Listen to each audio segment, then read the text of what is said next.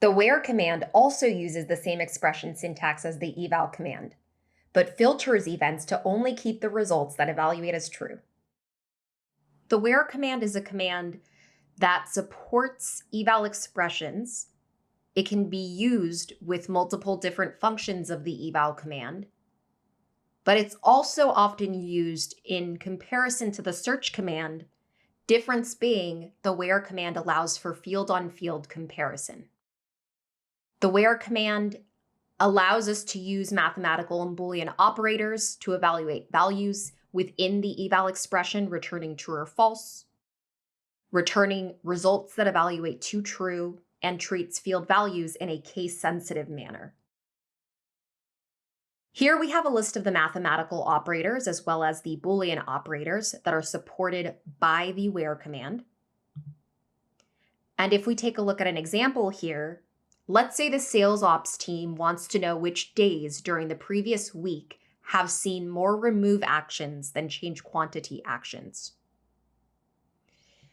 In this example, we're going to go ahead and run a search across our web data. And we'll notice that we have a field in the sidebar called action. Now, the sales ops team wants to know which days during the previous week have seen more remove actions than change quantity actions. And that's going to be displayed over time across, let's say, the last 7 days.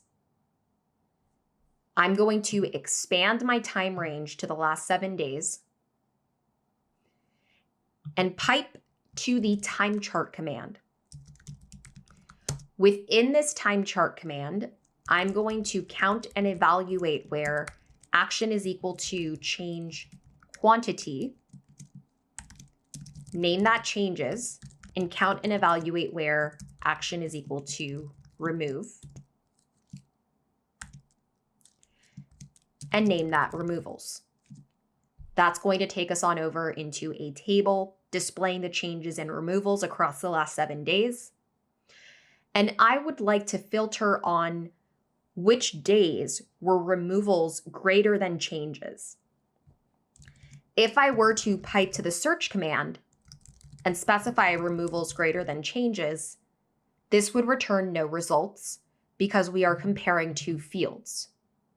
The search command does not support field-on-field comparison, so we will replace the search command with the where command, which filters on the 23rd and 24th being the days where removals were greater than changes. Now, the Boolean operators supported by the where command are and, or, and not. These Boolean operators should be in all uppercase, and these are evaluated in a specific order within an eval expression that's part of the where command. Everything within parentheses will take highest precedence, followed by not clauses, and clauses, and or clauses. Now, we can also use the where command to force case-sensitive searches. If we were interested in searching across events that contain a category ID with the value of strategy in all uppercase, that will return all of those specific events. Now, if we run a search with category ID equal to strategy all lowercase, that will return no results because this is a case-sensitive search. Now, the where command has its own wildcard that is separate than the one that is used with the search command. The search command uses the asterisk symbol as the wildcard. However, the where command has two wildcards, a % symbol to match on multiple characters, or an underscore to match on a single character. We can use the like operator or the like function to match on a range of values using these wildcards. One example here is we may be interested in a list of user accounts that are like admin. So we will use the where command with the like function and return all values of user that begin with ADM followed by anything else.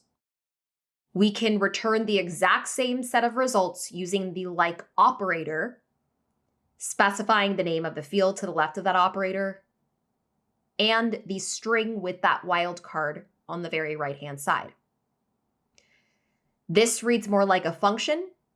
This reads more like English, where user like anything that begins with ADM, where like user anything that begins with ADM. Whichever one is used is okay. It really just depends on user preference. Now, let's say that a sales campaign manager wants to know which 1-hour sampling periods contain no sales over the last 24 hours in Canada. Well, in this case, we could go ahead and run a brand new search, this time looking at our retail sales data.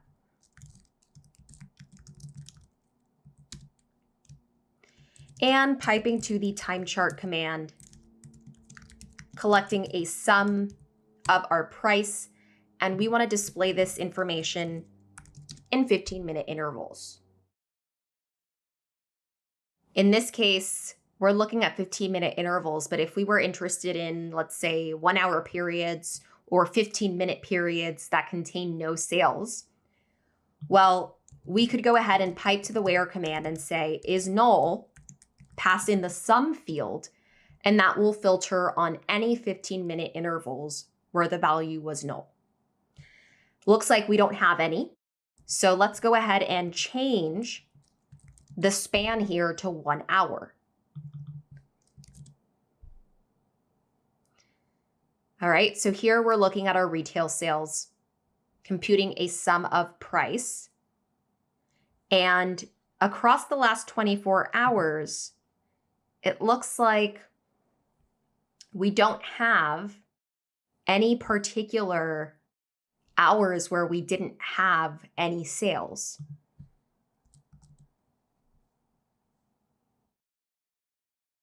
Let's go ahead and expand our time range to the last 7 days.